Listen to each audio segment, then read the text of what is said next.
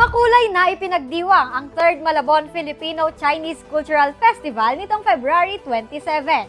Simbolo ito ng matibay na ugnayan ng mga Pilipino at Chino para sa mas maunlad at nagkakaisang Malabon. Narito ang report ni Bien Seville. In 5, 4, 3, 2, 1! Dinig sa kahabaan ng C4 Road Malabon ang paghampas sa Go.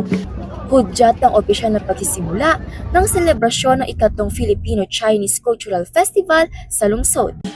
Mas tumaas ang excitement nang pumarada na ang makukulay na dragons at performers kasama ang Malabon LGU officials sa pangunguna ni Malabon City Mayor Jimmy N. Sandoval.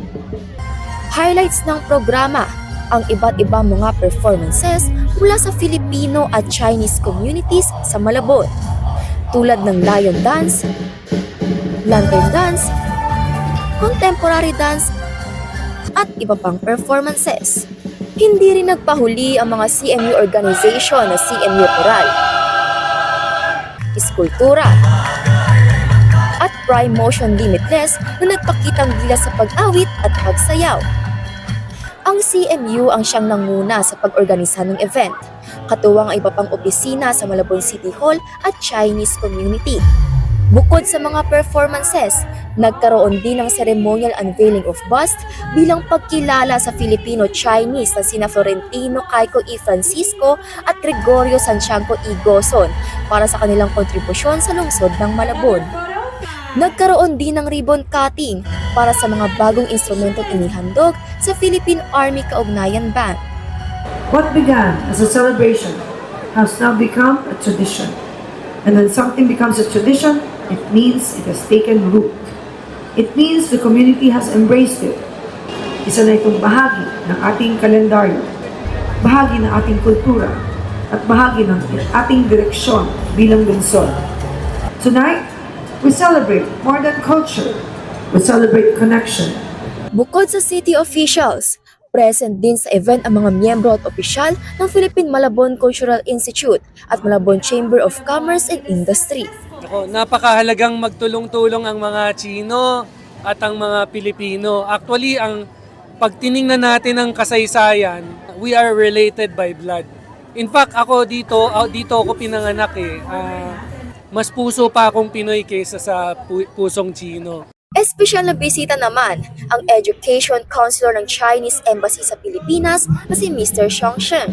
Sa kanyang mensahe, kanyang binigyang diin ang kahalagahan ng ganitong mga okasyon upang masapagtibay pa ang samahan ng mga Pinoy at Chinese sa Malabon. Malabon has long been a place where Filipino and the Chinese traditions blend naturally. As we celebrate this festival, may our two communities work side by side, deepen our understanding, and build a future filled with harmony, opportunity, and mutual respect. Kasabay ng selebrasyon, ibinida rin ng mga business owners sa Malabon ang kanilang mga natatanging produkto sa ginanap na trade fair. Mayroong tikoy, bagoong, kangkong chips, dumplings, mga bag na gawa sa beads at iba pa mga local products sa lungsod. Napansin naman natin meron tayong cultural trade fair ng Filipino-Chinese. So importante rin ang pagkakaroon ng kontribusyon nito sa ating ekonomiya. Para kay Mayor Jeannie Sandoval, lumutang sa pagdiriwang ang pagkakaisa ng mga Malabueño na siyang tema ng event.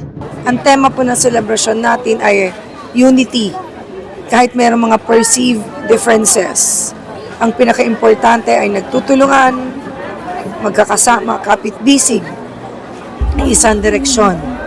Yun po ay para mapaunlad ang ating pong bayan ng Malabon. Doy naman ng mga Malabueño na nakisaya sa event. Hindi lang nila pinapakita dito sa festival na to kung gaano ka-accommodating itong Malabon. Being a Malabueños here inside, mas what do you call this? Na-emphasize yung pagiging bayanihan.